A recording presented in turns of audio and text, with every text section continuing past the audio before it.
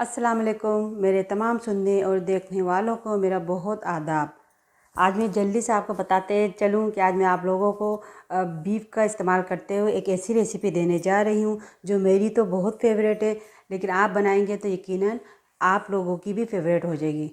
जो मटन या beef lovers हैं उनके लिए ये एक यानी कि थोड़ा सा चेंज या मुनफरिद डिश आप लोगों को बनाने के बाद फील होगा।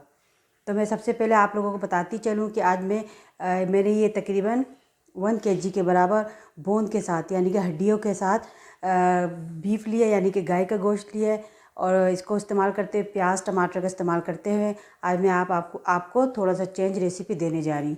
तो चले सबसे पहले मैं क्या करूँगी मैं आपको बताती चलूँ।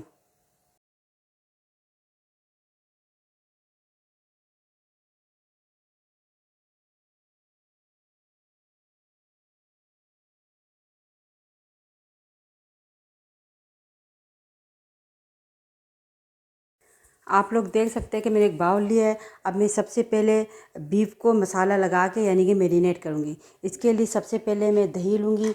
आप लोग अपने हिसाब से कम ज़्यादा कर सकते हैं। मैंने तकरीबन 250 ग्राम के करीब दही लिया है, यानी कि तकरीबन 1 पाव के करीब मैंने दही लिया है जो मैं इसमें डालूँगी। बिस्मिल्लाहिर्रहमानिर्रहीम। ये तकरीबन 250 ग्राम के बराबर दही है।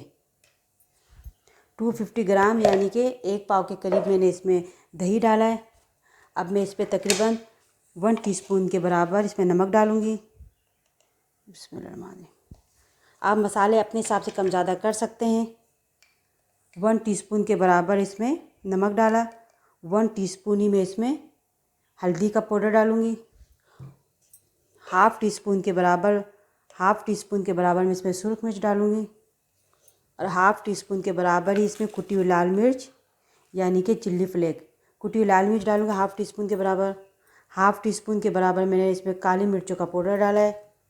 1 टीस्पून इसमें मैं ज़ीरा पाउडर डालूँगी। 1 टीस्पून ज़ीरा पाउडर। इसके अलावा इस पर धनिया पाउडर जाएगा। मैं सालन में गोश्त या मटन बनाती हूँ, इसमें हमेशा धनिया पाउडर की क्वांटिटी ज़्यादा रखती हूँ। तो इस पर तकरीबन 2 टेबल स्पून के बराबर मैं इसमें धनिया का पाउडर डालूँगी। अब हम इसे मिक्स करेंगे।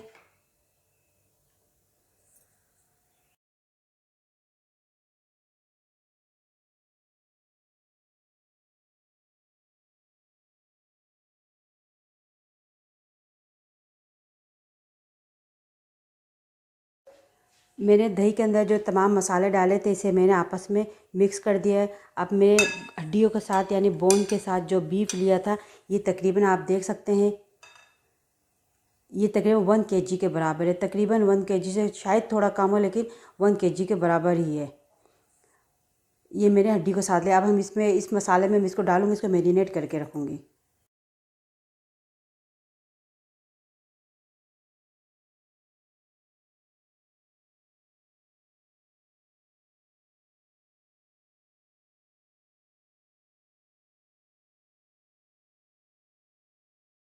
मैंने मसाले में बीफ को डालकर इसे मैरिनेट कर दिया है। मैं हमेशा कहती हूँ मैरिनेशन वाली कोई भी चीज़ आप बनाएं अगर ओवरनाइट मैरिनेट करके रखेंगे तो रिज़ल्ट बेस्ट आएगा।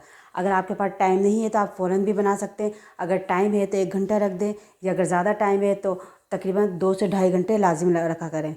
मेरे गोश्त को मैरिनेट कर दिए। अब मैं तकरीबन इसको 2 से ढाई घंटे रखूँगी और इसके बाद आप लोगों को मसाला बनाना दिखाऊँगी। तो चले से मैं फ्रिज में रखती हूँ और ये 2 ढाई घंटे के बाद आकर आपको पहले मसाला बनाना इसका बताऊँगी। तकरीबन 2 से ढाई घंटे हो चुके हैं। मैंने तकरीबन 2 and 15 मिनट्स 1.25 घंटा मेरे मैरिनेट करके गोश्त को रख दिया है। अब मैंने एक देगची चढ़ाई है। अब इसमें मैं कुछ ड्राई स्पाइस पहले डालूँगी जो आपको दिखाती हूँ। ये देखें ये तकरीबन 1 टीस्पून के बराबर सफ़ेद ज़ीरा है साबित। ये एक लंबी सूखी लाल मिर्च है। ये 2 छोटे छोटे दालचीनी का टुकड़ा है। 3 दाने लौंग है। एक बादियान का नन्हा सा टुकड़ा है। इसके अलावा एक छोटी इलायची है और आप देख सकते हैं 10 से 12 दाने काली मिर्चों का। अभी मैं तेल में डाल दूँगी। मैंने तकरीबन हाफ़ कप के बराबर देगची में तेल डाल दिए। तेल आप लोगों के अपने ऊपर है, कम डालें ज़्यादा डालें। मैंने तकरीबन हाफ़ कप के बराबर इस पर तेल डाला। अब मैं तमाम ड्राई मसाले इस पर डालूँगी। बिस्मिल्लाह।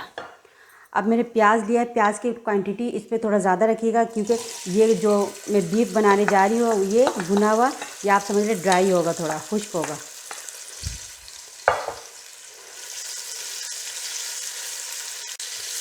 ये मैंने तकरीबन 2 और आधा यानी कि 2.5 दरमियानी साइज़ का 2.5 मीडियम साइज़ का प्याज लिया है। इसको जूलियन कटिंग में कट कर लिया है, क्योंकि मैं बीफ बना रही हूँ। बीफ आपको पता है बीफ की खुशबू में और मटन की खुशबू में फ़र्क होता है, तो बीफ को मैं अक्सर ड्राई या भुना हुआ बनाती हूँ। अगर आप चाहें तो इस पर शोरबा रख सकते हैं, हल्का सा पानी डाल के शोरबा बना सकते हैं, कोई टेस्ट में फ़र्क नहीं आएगा। लेकिन मैं इसे अपने तरीके से बनाना आपको बता रही, इस तरीके से बना के देखिएगा, इंशाल्लाह ताला आपको बीफ का टेस्ट थोड़ा सा खाने को चेंज मिलेगा। तो चलिए, जब तक फ्राई होता है इसके बाद मैं आपको बताती हूँ कि क्या करना है। ये तकरीबन 2.5 दरमियानी साइज़ का प्याज है।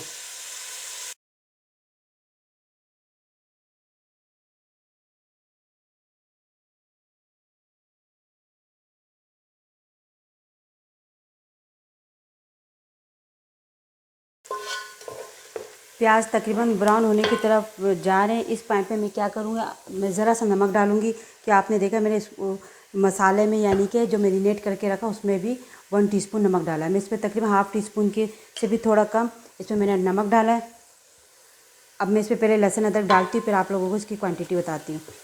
मैं आप लोग हमेशा बताती हूँ, स्पाइस आप लोग अपने हिसाब से कम ज़्यादा कर सकते हैं, बस तरीका या मेथड जो मैं बताती हूँ वो एक बार यूज़ करके या यानी कि उसको फॉलो करते और बना के देखें। तो मैं इसमें लहसुन अदरक डाल दूँ। बिस्मिल्लाह। आप देख सकते हैं कैमरे की आंख से कि लहसुन अदरक की क्वांटिटी काफ़ी ज़्यादा है, यानी कि ये मैंने तकरीबन 4 टेबल स्पून के बराबर 4 खाने के चम्मच इस पर लहसुन अदरक डाला है, क्योंकि बड़े का गोश्त है, हमारे घर में बड़े के गोश्त में लहसुन अदरक का इस्तेमाल ज़्यादा किया जाता है। तो मैंने इसमें 4 खाने का चम्मच यानी 4 टेबल स्पून मैंने इसमें लहसुन अदरक डाला है। अच्छा, इसकी एक ख़ास बात ये बता दूँ, हम किसी भी मसाले को किसी भी पॉइंट पर हल्की आंच पे नहीं रखेंगे। तमाम मसाले साथ साथ डालेंगे, साथ साथ भूनेंगे, और इसके बाद गोश्त को भी साथ साथ भूनते हुए इसके बाद जाके इसे अगर हमें ज़रूरत पड़ी तो पानी डालेंगे या इसको हल्की आंच में रखेंगे। वैसे बीफ की ज़रूरत तो पड़ेगी हल्की आंच पर रखने की, लेकिन पहले हम किसी भी पॉइंट पे इसको हल्की आंच में नहीं रखेंगे, तमाम मसाले साथ साथ में भूनते रहेंगे। ये लहसुन अदरक से थोड़ी खुशबू आ जाएगी तो मैं फिर टमाटर डाल दूँगी। मैंने लहसुन अदरक को थोड़ा भून लिया। मैंने तकरीबन 4 से थोड़ा ऊपर खाने के चम्मच इसमें लहसुन अदरक डाला है। अब ये देखिए लहसुन अदरक से खुशबू आने लग गई। अब इसी पॉइंट पे जाके मैं इसमें टमाटर डाल दूँगी। बिस्मिल्लाहिर्रहमानिर्रहीम। आप टमाटर देख सकते हैं, टमाटर की क्वांटिटी भी आपको काफ़ी लग रही होगी। मैंने जितना प्याज लिया है 2 और आधा यानी कि 2.5 मीडियम साइज़ का मैंने प्याज लिया है, तो टमाटर भी मैंने इतने ही लिए। ये तकरीबन 2 और आधा दरमियानी साइज़ का टमाटर है, यानी कि मैंने जितनी क्वांटिटी प्याज के लिए इतनी क्वांटिटी मैंने इसमें टमाटरों के लिए। अब जब ये देखें, मैं किसी पॉइंट पे देगची को ढाँपूंगी नहीं। अब टमाटर जब गलने की तरफ जाएंगे तो फिर हमने जो मैरिनेट किया हुआ गोश्त रखा है हम इसमें डाल देंगे। तो चल इसको मैं थोड़ा भूनती हूँ, फिर आपको दिखाती हूँ।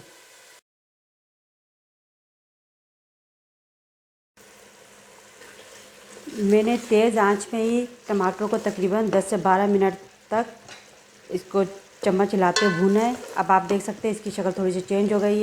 इसी पॉइंट में आप क्या करेंगे, आपने जो मैरिनेट किया हुआ गोश्त मैंने रखा था तकरीबन 1 केजी के करीब मैंने लिया, वो गोश्त मैं इसमें मिला दूँगी और भूनूँगी।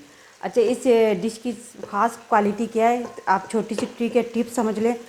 इसको किसी भी पॉइंट पे हल्की आंच पे नहीं रखना उस वक्त तक जब तक गोश्त को मैं भून नहीं लेती है। मेरे प्याज के तेज़ आंच पे भुना है, लहसुन अदरक डाल के। अगर आप हल्का सा पानी की छींटा देना चाहें तो जब इसमें से लहसुन अदरक से खुशबू आने लगे तब आप हल्का सा 2-3 टेबल स्पून पानी डाल दें, और इसके बाद आप इस पर टमाटर भून के फिर टमाटर डाल दें। टमाटर को मैं तेज़ आंच में भूना, तकरीबन 12 से 13 मिनट या 15 मिनट भूना है।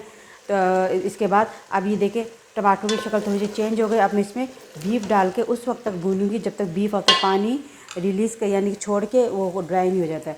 ये देखिए हमने मैरिनेट किया वो गोश्त रखा था, अब मैं इस पर डाल दूँगी। बिस्मिल्लाहिर्रहमानिर्रहीम। ये देखिए बिस्मिल्लाह।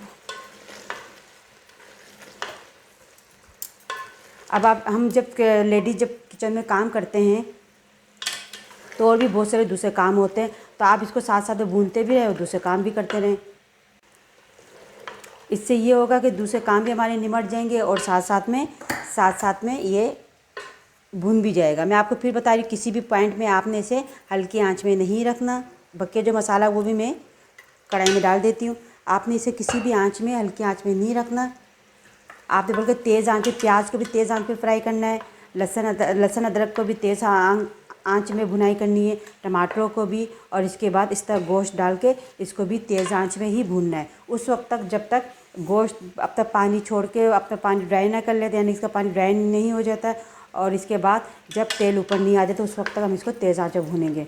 मैं साथ साथ दूसरे काम भी करती रहूँगी और गोश्त को भी देखती रहूँगी। आपको पता हम सब लेडीज़ का एक ही है काम किचन में कि दूसरे काम भी करते रहते, कभी आटा गूंदना, कभी कोई दूसरे काम, सलाद बनाना, चटनी बनाना, तो साथ साथ में आप इसको देखते भी रहे। यानी कि आप देगची में, ज़रूरी नहीं कि आप तो 15 मिनट 20 मिनट चम्मच हिलाते ही रहे, कि आपके हाथ भी थक जाए और आप भी बोर हो जाए। आपने बस इतना करना है कि इसको थोड़ा थोड़ा देर के बाद वक्फे वक्फे से इसको भूनना है। यानी कि देखा अभी वो इसमें स्टीम, यानी कि आग की वजह से स्टीम नहीं बनी। अब जैसे जैसे ये भुनता रहेगा मैं दूसरे काम भी करती रहूँगी, इसको भूनती भी रहूँगी। बस एक इसको ढक्कन देकर हल्की आंच में नहीं रखना है। तो चलिए जब तक भुन नहीं जाता अच्छी तरीके से, मैं इसको भूनते रहती हूँ, दूसरे काम भी करते रहती हूँ। फिर आप लोगों में दिखाती हूँ जब भुन जाएगा तो इसके बाद क्या करना है।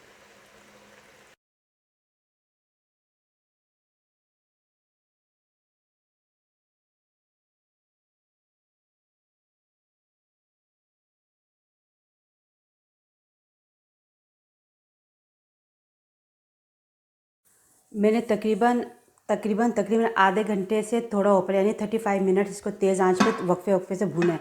अब मैं आपको इसकी शक्ल दिखाती हूँ। बिस्मिल्लाह। ये देखें,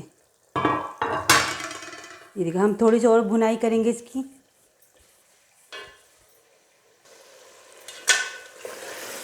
ये देखें, मैं आपको फिर बताती चलूँ कि आपने देखा होगा मैंने बीफ को पहले मैरिनेट करके रखा था। इसके बाद मैंने इसको किसी भी पॉइंट में मैंने इसको हल्की आंच में नहीं रखा। अभी भी मैंने इसको तकरीबन 35 मिनट्स तक तेज़ आंच में ही मैं, अच्छा, तेज़ आंच का मतलब ये होता है कि आप जितनी भी तेज़ आंच दे वो देगची के पेंदे में, यानी कि देगची के पेंदे में बाहर की तरफ ना आए, देगची के पेंदे के नीचे ही रहे। उस पॉइंट पे जाके आप गोश्त को भूनेंगे। यानी कभी कभी हमारी कुछ बहनें समझती कि तेज़ आंच का मतलब ये है कि देगची के चारों तरफ से आग के शोले या लपटें दिखें। तो तेज़ आंच में हमेशा ऐसे कहती है, यानी कि ये चूल्हे में जब आग जले तो देगची के पेंदे में ही रहे, यानी कि नीचे की तरफ, ऊपर ना आए, चारों तरफ, यानी देगची के चारों तरफ आग ना आए। तब आप ये देखें, मैं इसको थोड़ी सी और भुनाई करूँगी। इस गोश्त की स्पेशलिटी यही है कि आप किसी भी पॉइंट में इसको हल्की आंच में नहीं रखेंगे। मैंने पहले प्याज को आपने देखा फ्राई किया, इसके बाद लहसुन अदरक डाला। जब आप लहसुन अदरक डालें पहले इसकी खुशबू नहीं, यानी कि आने दें। इसके बाद अगर आप चाहें तो 2 से 3 खाने का चम्मच पानी डाल सकते हैं, उसको भूनें। फिर फ़ौरन इसमें टमाटर डाल दें। टमाटर को भी मैंने तेज़ आंच पे भूना है और इसके बाद फिर मैंने इसमें मैरिनेट किया गोश्त डाल दिया, इसको भी मैंने तेज़ आंच में ही भूना है। ये देखिए तकरीबन मैंने इसको 35 मिनट्स इसको भूना है। इसके बाद देखिए आप माशाल्लाह इसकी शक्ल आप चेक कर सकते हैं। आपको कैमरे की आंख से इतना नहीं दिखेगा, जब आप बनाएंगी तो इंशाल्लाह ताला आपको पता चलेगा। ये देखें, तो फिर आपको पता चलेगा कि इसकी खुशबू या इसके अलावा पकाने का तरीका कितना चेंज है। तो ये देखें, मैं तेज़ आंच पे 35 मिनट भूना है। अब इस पॉइंट में मैं क्या करूँगा, आप लोग देख सकते हैं कि इस पर तेल ऊपर आ गया। बस मैं और 2-3 चीज़ें डालूँगी और इसे डिश आउट कर दूँगी।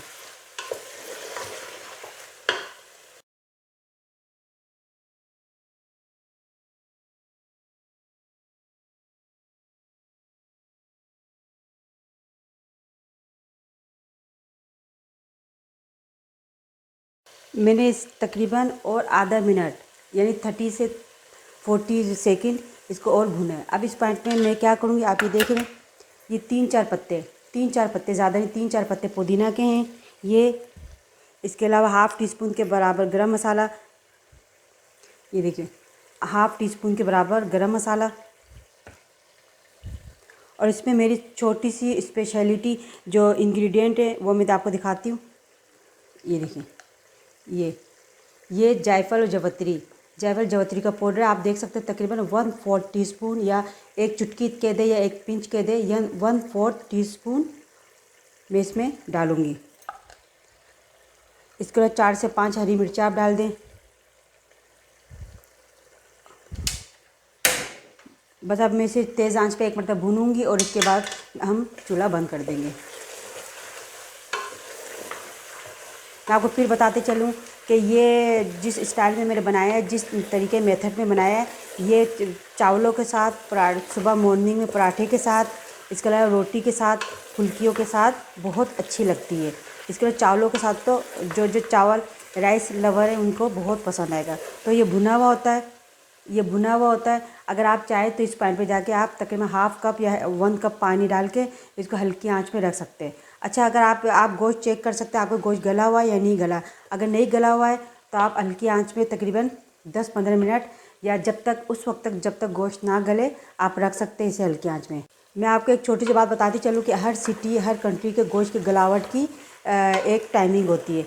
तो आप उस वक्त तक इसको भूनिएगा, और अगर भूनने के बाद यानी तेज़ आंच पे पहले भूनिए, और इसके बाद अगर आपका गोश्त गला हुआ नहीं है, बीफ गला हुआ नहीं है, तो आप आधा कप या 1 कप पानी डाल के इसको हल्की आंच में उस वक्त तक रखें जब तक आपका गोश्त सॉफ्ट या टेंडर नहीं हो जाता है। अब आप देख सकते हैं इसकी शक्ल माशाल्लाह कैसी आई है। जब आप खुद बनाएंगे तो आपको पता चलेगा कि इसकी शक्ल कितनी खूबसूरत आई है। इस पॉइंट पे जाके मैं चूल्हा बंद कर दूँगी और अब मैं इसे डिश आउट करके आप लोगों को दिखाती हूँ। मैंने आज की जो रेसिपी रेडी की थी वो मैंने डिश आउट कर दिया है, आप लोग देख सकते हैं। आप लोग इसे मॉर्निंग में, सुबह ब्रेकफास्ट में पराठों के साथ भी ले सकते हैं, पूरियों के साथ भी ले सकते हैं, सादी रोटियों के साथ भी ले सकते हैं, नान के साथ भी ले सकते हैं। लेकिन हमारे घर में बच्चे चावल शौक से खाते हैं, तो इस वजह से मेरे से चावल के साथ प्लेटर में निकाल दिया है। आप यकीन मारे मेरे किचन में ऐसी खुशबू आ रही है कि आप सोच भी नहीं सकते। जब आप बनाएंगे, आप टेस्ट करेंगे, इंशाअल्लाह ताला आपको भी इतना टेस्ट, इतना खुशबू अपने ही किचन में मिलेगी। मैं आप सबसे फिर गुजारिश कर रही हूँ, मेरी कोई भी रेसिपी अच्छी लगे तो प्लीज़ मुझे कमेंट बॉक्स में कमेंट ज़रूर किया करें, या अगर आप चाहते हैं मैं थोड़ा चेंज करूँ अपनी रेसिपी में तब भी मुझे कमेंट किया करें। इसी तरीके से आप प्लेटर में सर्व कीजिएगा, चावलों के साथ, खीरे के साथ, चटनी के साथ, टमाटर के साथ। इंशाअल्लाह ताला आपकी फ़ैमिली को एक नई खुशबू और नए टेस्ट खाने को मिलेगा। मैं आप सबसे गुजारिश कर रही हूँ मेरे चैनल को ज़्यादा से ज़्यादा सब्सक्राइब करें, लाइक का बटन ज़रूर दबाया करें, इससे मुझे हौसला मिलता है। और इसके अलावा कमेंट बॉक्स पे कमेंट ज़रूर कीजिएगा। दुआओं में याद रखिएगा, आप सब भी हमेशा मेरी दुआ में रहते हैं। आज के लिए मेरे तरफ से आप सबको अल्लाह हाफ़िज़।